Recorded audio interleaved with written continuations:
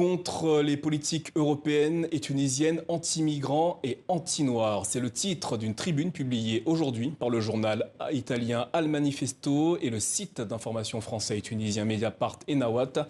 Elle a été signée par des chercheurs, des universitaires, des juristes et des membres d'ONG originaires de plusieurs pays. Tous dénoncent la signature en juillet dernier du partenariat stratégique sur l'économie et la politique migratoire entre l'Union européenne et la Tunisie. Venons-en justement au calvaire de certains réfugiés subsahariens.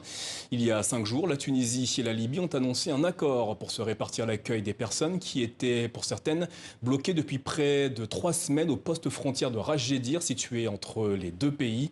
D'après l'accord signé entre les autorités libyennes et tunisiennes, des migrants ont été répartis de part et d'autre de la frontière.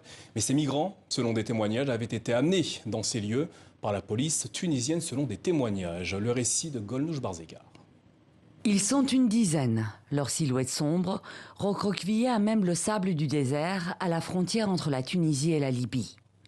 Des hommes et des femmes affamés, déshydratés et épuisés par une longue errance sous un soleil de plomb. Ici, la température en journée peut dépasser les 50 degrés. Sans eau, c'est la mort quasi assurée. Parmi eux, Taoufoul Omar, 26 ans, infirmière et enceinte, elle a fui la guerre au Soudan avec son mari pour se réfugier en Tunisie. J'étais en Tunisie. Mon mari est travailleur agricole, journalier. On y subissait des insultes et des coups. Alors on voulait aller en Italie. Il y a 2 jours, ils nous ont emmenés à la frontière. Après avoir atteint la frontière, ils nous ont pris, ils ont battu les hommes et ils nous ont laissés sur place. On a marché sur la route vers la Libye, mais on ne savait pas vers quelle direction on devait aller. On a marché pendant 3-4 heures, jusqu'à ce que la police libyenne nous trouve. Ils nous ont donné de l'eau et ils nous ont aidés à monter dans des voitures. Tous disent avoir vécu le même calvaire.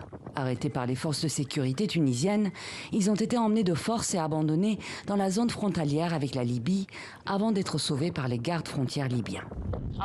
On essaie de réduire le nombre de gens qui entrent en Libye, mais chaque jour, il y a environ 100 à 150 personnes qui arrivent. Et certains jours, le nombre atteint 300. Quant aux cadavres, environ 35 corps ont été repêchés dans le désert libyen et remis aux autorités. On peut aussi voir des cadavres du côté tunisien, mais on ne peut pas y accéder. La Tunisie, où les actes xénophobes et les violences envers les migrants subsahariens se multiplient. Des centaines d'exilés sont ainsi chassés du pays manu militari. Une pratique démentie par Tunis, mais constatée sur le terrain par les gardes frontières libyens, les journalistes et les ONG. Selon l'organisation Human Rights Watch, au moins 1200 ressortissants subsahariens ont été ainsi expulsés par la Tunisie. S'il porte secours aux migrants sur son territoire, le gouvernement de Tripoli a toutefois fait savoir qu'il refusait leur réinstallation sur son sol.